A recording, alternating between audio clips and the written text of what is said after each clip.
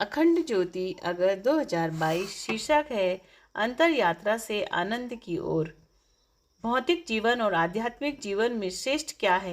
भौतिक जीवन की सीमाएं क्या है? आध्यात्मिक जीवन को ही पूर्ण जीवन क्यों कहते हैं? वह यात्रा क्या है? अंतर यात्रा क्या है? वह यात्रा और अंतर यात्रा का अंतिम पड़ाव और निष्कर्ष क्या है? ये कुछ ऐसे प्रश्न हैं जिन पर हर विचारशील व्यक्ति को विचार करना ही चाहिए।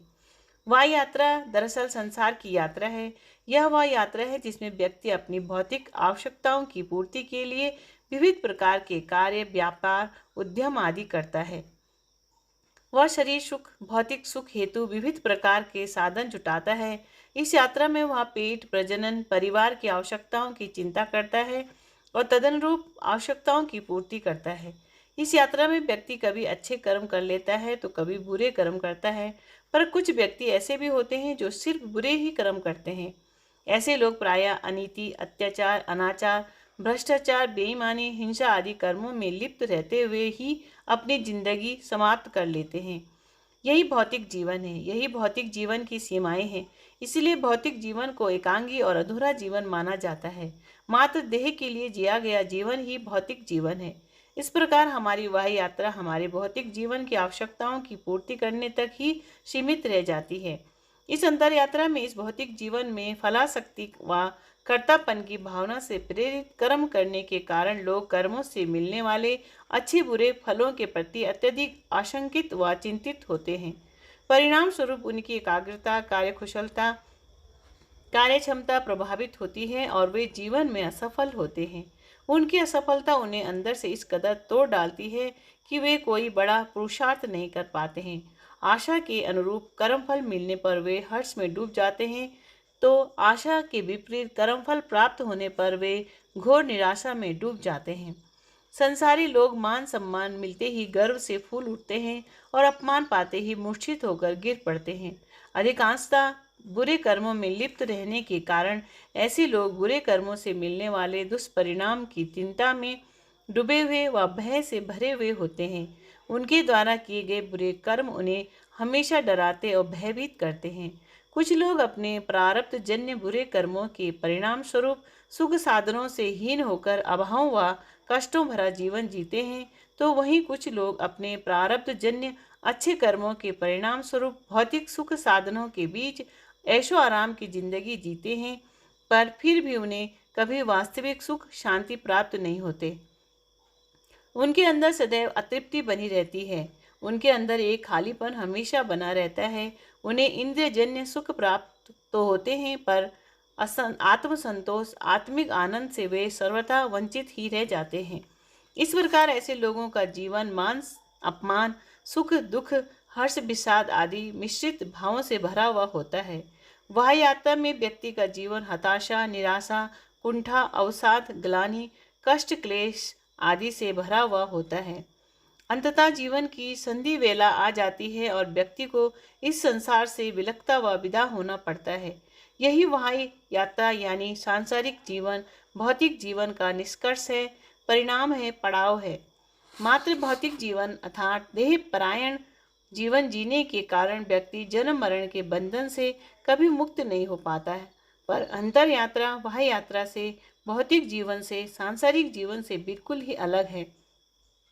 अंतर यात्रा में व्यक्ति होता या रहता तो इसी संसार में है, पर उसका जीवन संसारिक जीवन जीने वाले लोगों से भिन्न रहता है।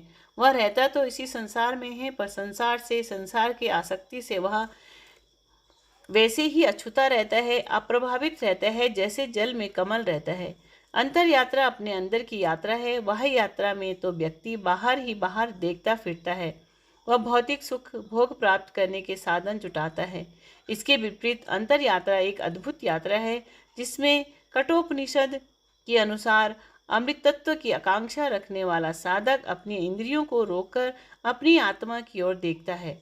वह अपनी आत्मा में झांकता है, वह अपने भीतर प्रवेश करता है, वह अपने भीतर चलता है, वह अपने अंदर निहारता है। वह रहता तो इसी वही संसार में है, पर वह वही संसार की बहुविध आसक्तियों, आकर्षणों से विमुख होकर अपने मन की आंखों से अपनी आत्मा को देखता है, निहारता है, ज्ञान, कर्म, भक्ति, ध्यान के निरंतर अभ्यास से जैसे जैसे मन की मलिनता मिटती जाती है, वैसे वैसे ही उसके मन की एकाग्रता बढ़ती जाती है।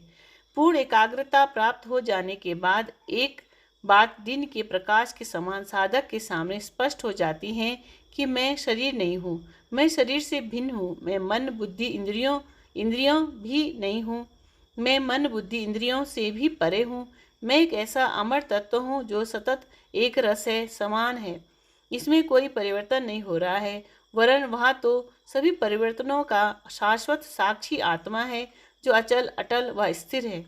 वह तो दृष्टा है जो दृश्य जगत में हर पल हो रहे परिवर्तनों को दृष्टा भाव से, साक्षी भाव से देख रहा है। यह वह अवस्था है जिसमें अंदर और बाहर दोनों संसार इस शाश्वत चैतन्य साक्षी में निमज्जित होकर विलीन हो जाते हैं।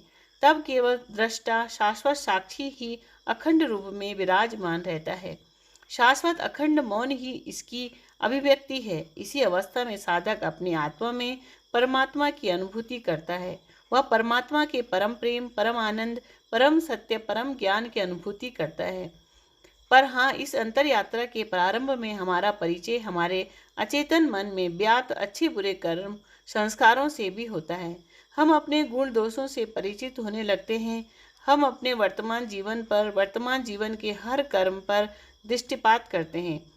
दीर्घ काल तक निरंतर इस साधना का अभ्यास करते रहने पर साधक को यह विदित होने लगता है कि हमारे भीतर का संसार ही, हमारे अचेतन के संस्कार ही हमारे बाहर के संसार के रूप में हमारे सामने प्रकट होते हैं।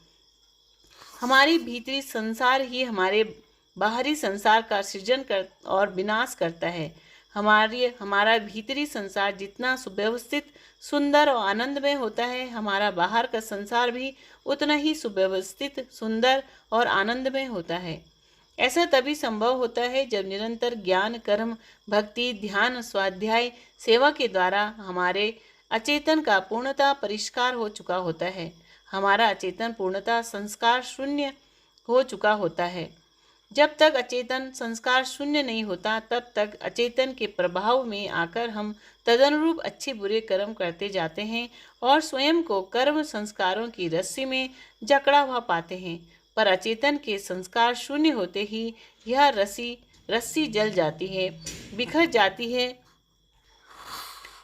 पर अचेतन के संस्कार शून्य होते ही यह रस्सी जल जाती है, बिखर जाती है और हम बंधन मुक्त होकर आनंदित हो जाते हैं। हमारे हर कर्म अकर्म होने लगते हैं। हम आशा, निराशा, हर्ष, विषाद, मान अपमान, लाभ हानि से परे होकर, अप्रभावित होकर सदा आनंद की अनुभूति करते हैं, क्योंकि निरंतर अंतर यात्रा से मन, बुद्धि, इंद्रियों से परे होकर, ऊपर होकर तब तक हम चेतनता अनुभव करते हैं। 1 जनवरी 1886 को कोलकाता के काशीपुर उद्यान में श्री रामकृष्ण परमहंस देव ने भावमग्न होकर भक्तों को आशीर्वाद दिया था, तुम लोग चैतन्यवान बनो। चैतन्यवान बनना अर्थात अपने अंतःकरण में अवस्थित चैतन्य सत्ता का अनुभव कर लेना। यह जान लेना कि मैं हाड़ मांस की देह मात्र नहीं हूँ, मैं तो इस देह में अवस्थित आत्मा ही हूँ।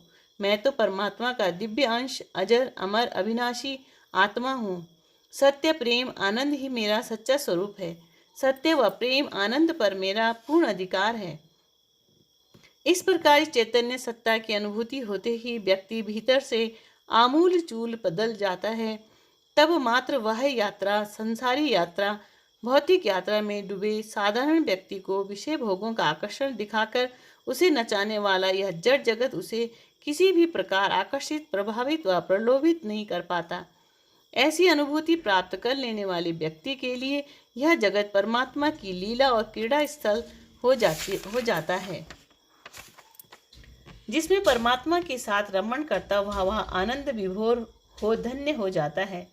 इसे ही अद्वैत अनुभूति कहते हैं। यही आध्यात्मिक जीवन में पूर्णता की अनुभूति है। उपनिषद ने इसे ही पूर्णमदः पूर्णमिदं कहा है, अर्थात वह भी पूर्ण है, यह भी पूर्ण है। बाहर भीतर सर्वत्र पूर्णता ही है। इस स्थिति की अनुभूति ही परिपूर्णता है। परम सुख है, परम आनंद है। यही आध्यात्मिक जीवन का परम गंतव्य है। यही अंतर यात्रा का परम पड़ाव है। यही अंतर यात्रा का परम निष्कर्ष है, परिणाम है, परिणति है, और जीवन की पूर्णता भी यही है।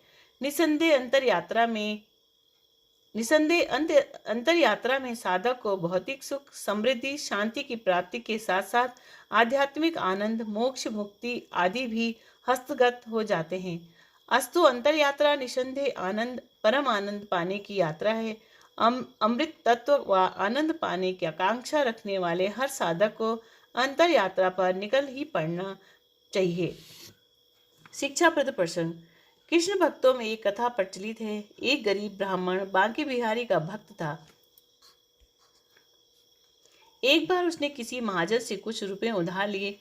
हर महीने वह थोड़ा थोड़ा करके ऋण चुकाता था। अंतिम किस्त के पहले महाजन ने उसे अदालती नोटिस भिजवा दिया कि उधार बकाया है, और कहलवा दिया कि पूरी रकम व ब्याज वापस करें। ब्राह्मण परेशान हो गया। उसने महाजन के पास जाकर बहुत सफाई दी, पर कोई असर नहीं हुआ। मामला अदालत में पहुंचा। अदालत में भी ब्राह्मण ने न्यायाधीश से यही कहा कि मैंने सारा पैसा चुका दिया है। न्यायाधीश ने पूछा, क्या कोई गवाह है जिसके सामने तुमने महाजन का पैसा चुकाया था? कुछ सोचकर उसने बिहारी जी के मंदिर का पता बता दिया। अदालत ने मंदिर के पते पर नोटिस भी जारी कर दिया। वह नोटिस बिहारी जी के सामने रख दिया गया। अगली गवाही के लिए एक बूढ़ा आदमी न्यायाधीश के समक्ष गवाह के तौर पर पेश हुआ। उसने कहा, रुपए देते वक्त मैं साथ था और इस तारीख को रकम अदा की गई थी। न्यायाधीश ने सेठ का बही खाता देखा तो गवाही सही निकली। रकम जमा थी, नाम फर्जी था। न्यायाधीश ने ब्राह्मण को निर्दोष करार दिया, लेकिन न्यायाधीश के मन में यह उथल पुथल थी कि आखिर वह गवाह कौन। उसने ब्राह्मण से पूछा। ब्राह्मण ने कहा, बिहारी जी के सिवा कौन हो सकता है। इस घटना ने न्यायाधीश को इतना विभोर कर दिया कि वह इस्तीफा देकर घर परिवार छोड़कर साधु बन गए।